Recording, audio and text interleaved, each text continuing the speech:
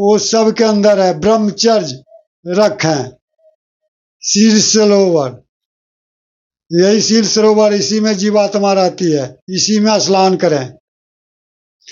शील माई ब्रह्मांड है, जितने ब्रह्मांड देख रहे हैं, 21 ब्रह्मांड काल ब्रह्म का, 7 शंख,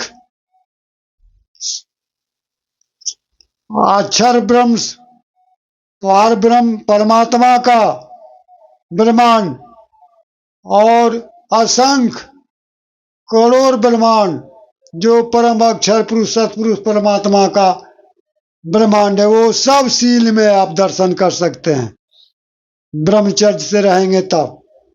इसीलिए कहा गया है 8 अंग कहूँ शील को जा घट माही होय, चरण दासियों कहते हैं दुर्लभ दर्शन सोय। ये शरीर के अंदर 8 अंग है शील का, वो दुर्लभ है दर्शन सबों का, 8 अंग प्राप्त करना। एक अंग का भी दर्शन हो जाता है तो प्राप्त कल्याण हो जाता है, उसको आवागमन से मुक्त हो जाता है।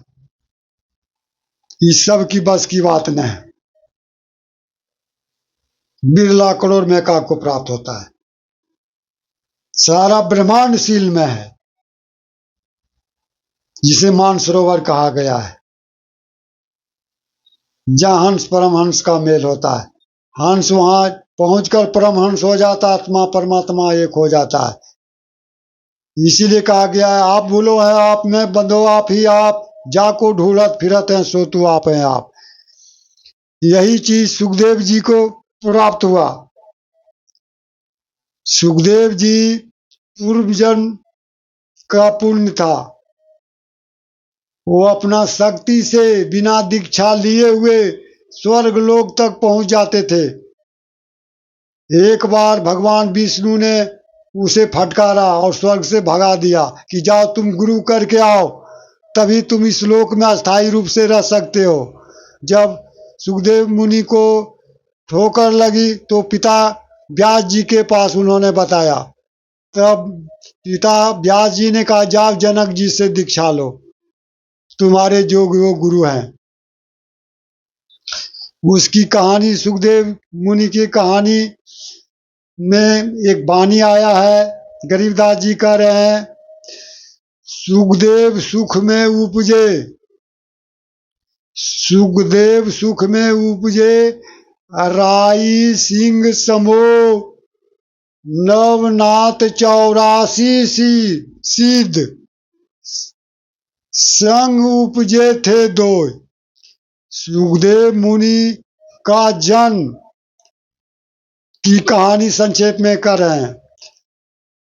पार्वती शंकर भगवान अमर कथा सुना रहे थे, तो शंकर भगवान ने एक ऐसा स्थान एकांत सुना जहाँ कोई भी जीव नहीं रहे, सब जीव को हटा दिया था। ताली एक बार भगवाए मारे शंकर भगवान जोर से, सभी जीव जंतु हट गया वहां से, उस जंगल से। एक सूखा वृक्ष था, उस सूखे वृक्ष पर कोई एक भी पत्ता नहीं था। कोई वृक्ष पक्षी आके बैठता तो दिखाई पड़ जाता कि कोई वृक्ष पक्षी तो नहीं आ गया।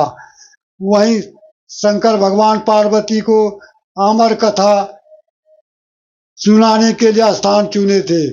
उस वृक्ष के खोलर में एक सुगा अंडा दे रखा था।